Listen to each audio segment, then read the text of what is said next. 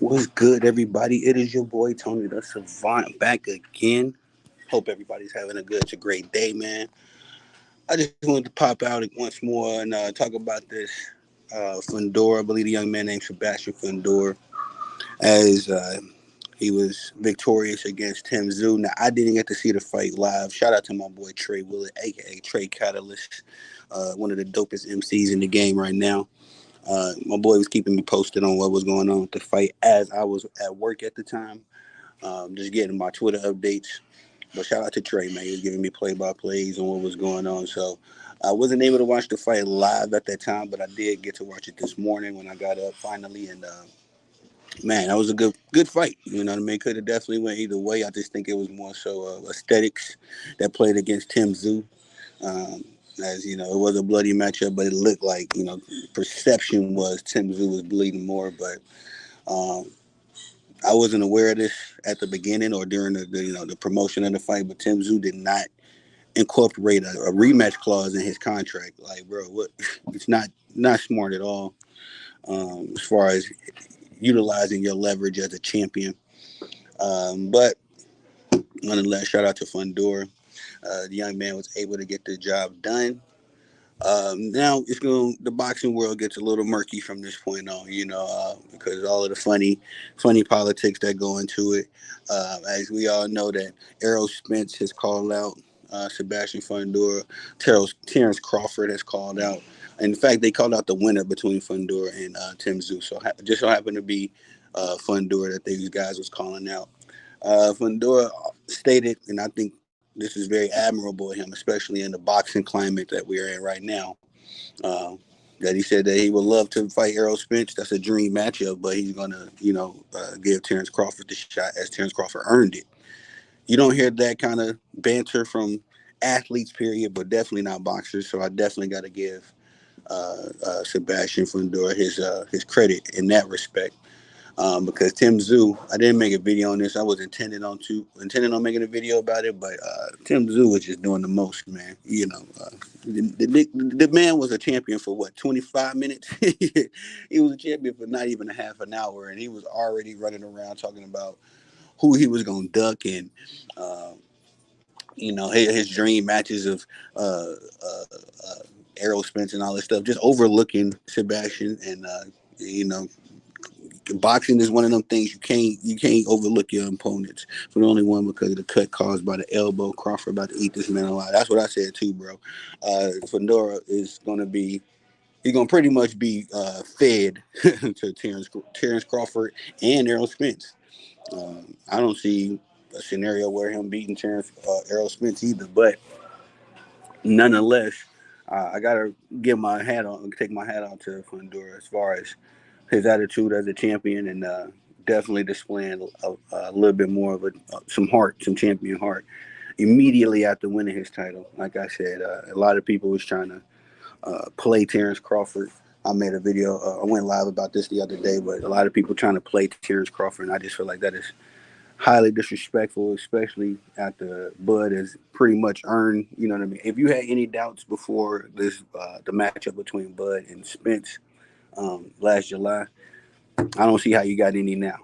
Bud has proved the point, and I feel like the disrespect of these networks and these belt corporations is just getting out of hand, bro.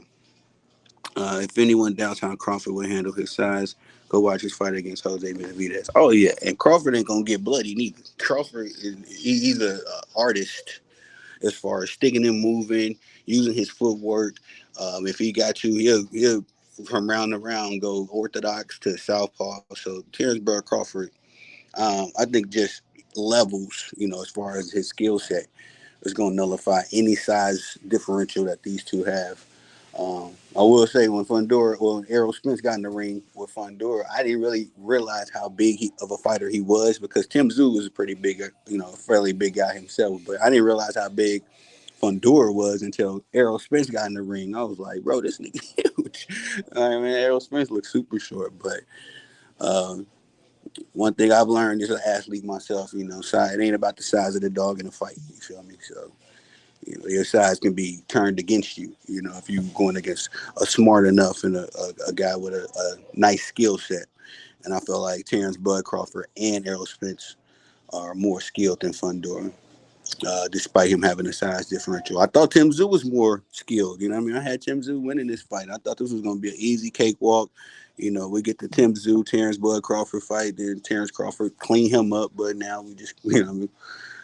And I hate to overlook Fundora again because, you know, it is what it is, though. We all know Terrence Crawford is levels above Tim Zoo.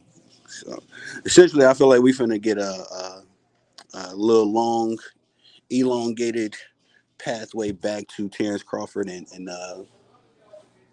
Errol Spence. You know, we might get that rematch at 154. I don't think Errol Spence gonna stay at 154 long. I think Errol Spence trying to go chase that to Canelo bag, and that makes sense because he's starting to move like the Charlos. You know, and we forget that Errol Spence uh, is besties. Damn it, with these Charlos. I can't stand the Charlos, but my favorite fighter is stablemates with them, and those all three of them I think is thieves. But after this Bud Crawford fight, like I said, I just feel like he's been disappointing me in, as far as how he's been moving. You know, he's typically active on his social media. He's typically, you know, he out here with us. You know what I mean? Typically. But as of recently, I ain't been liking how he been moving, and that just goes to tell me he doing that Charlo thing of trying to just stay quiet until out of nowhere we get a Canelo versus Errol Spence announcement. You know what I mean? So that's how I can see that how that's going. It's the exact same thing that Charlo did. You know what I mean? Everybody was telling Charlo that you got to fight Bud Crawford. We just a year ago, everybody was hyping up if Terrence Crawford beats even Charlo himself. You know what I'm saying? Everybody was talking about if Terrence Crawford beats Bud, you got to go see I think Mel. You know what I'm saying? And that was and then out of nowhere, honestly, for me, I don't know for y'all, but out of nowhere, we get Jamel Charlo versus Canelo Alvarez. So I think just going off history, repeating itself, Terrence, Errol Spence gonna do the same thing. You know what I mean? So that's why he really ain't been active talking about Bud Crawford. And I think the PBC intended on Errol Spence beating Bud Crawford and then him being quiet and then, you know, getting set up, being undisputed welterweight, and then him being set up for that Canelo mega fight. But the PBC so crooked, bro. They even with the loss, even with Errol Spence losing, they gonna still try to pull this little game plan off. Like I said, it's see through, man. I'm thankful for the talent God gave me as far as being able to watch how these sports dudes be moving, man. Because, you know what I'm saying. But anyway, that's just my speculation too. You know, allegedly, all this is gonna happen. But the WBO has ordered Sebastian Fundora to fight Terrence Crawford respectfully. I think that's the right move. Everyone ducks Bud. The only reason people accept the Canelo fights is because they get the biggest bag of their career when they lose. That's a fact, bro. That's a fact, and that's one of the most disgusting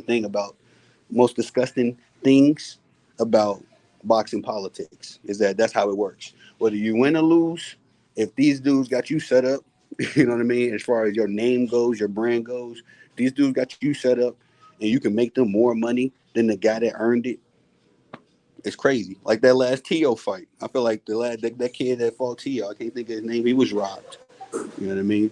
The fact of the matter that I mean that's a little bit more different. Robbed is a different kind of boxing politic, but the fact of the matter was if that young man would have won or lost, they would have still been promoting Tio because he already set up.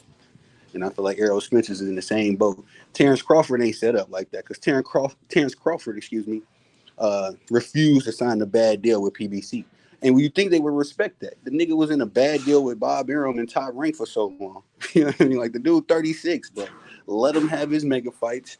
Let him have his thing because y'all got no problems with letting Canelo come and go. If Canelo want to go fight on the zone, if Canelo want to go fight a top rank nigga, the PBC gonna break out the red carpet. And it no matter really what's in Canelo's contract, they gonna let him do whatever he want to do. You know, and they trying to feed him. They trying to feed him truth right now. They trying to feed Canelo Errol Smith. Errol Smith is clearly smaller. You know what I mean? And is David Benavidez with the PBC? I don't think he is, but the PBC be moving funny, bro. And I hate that they have this stigma of being like the pro black fighter, boxing promoting company, because a lot of people get hung up on that. So a lot of these ignorant jelly bean ninjas in the streets, the casual boxing fans. Sorry, they get caught up on this. Oh, PBC for the black man. No, they not, bro. No, they not. All they do is hype the black fighter up just long enough so he can be fed to Canelo. You know what I mean? That's all it is right now. But nonetheless, man, I'm about to get this grub. Get back to this Caitlin, LSU versus Iowa. I'm excited to see Angel Reese and Caitlin Clark duel it out. They've already uh, been putting on the instant classic. So, like I said, it's time to get back busy. Get to that game so I can report on it. I'm starting to doubt Canelo will ever take the David fight, bro. Bro, between Canelo Alvarez and this David Benavidez situation and Tank Davis and the Devin Haney situation, I'm tired of both these niggas, bro. How y'all running around calling yourself the face of boxing and y'all not fighting nobody that the contending faces of boxing? That's the thing. It's like, yo, y'all can be the faces of boxing, but Devin Haney on your heels, Tank. Devin Benavidez is on your heels, Canelo. Like y'all. I'm sorry, bro. And that's why the real boxing fans are disgusted with the state of boxing.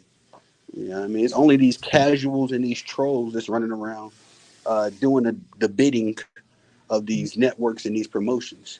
The Leonard Ellerbys and the Eddie Hearns, these crooks, man. They're just always getting in the way of the good fight. So, but hey, shout out to you, big bro. Thank you for pulling up again. Let me eat something real quick so we can get back to this LSU. It's ladies' night tonight because right after LSU and Iowa, we're getting USC, and I forget who else was. Who's that young lady paid? Whoever paid Buckers here. I ain't really been following them, but I'm excited. It's ladies' night tonight, y'all. So we're gonna get out the way, let the girls do their thing, and then we're gonna get back to this boxing talk. But it is your boy Tony the Savant. Have a good night, man. Well, we're gonna pull up later. Peace.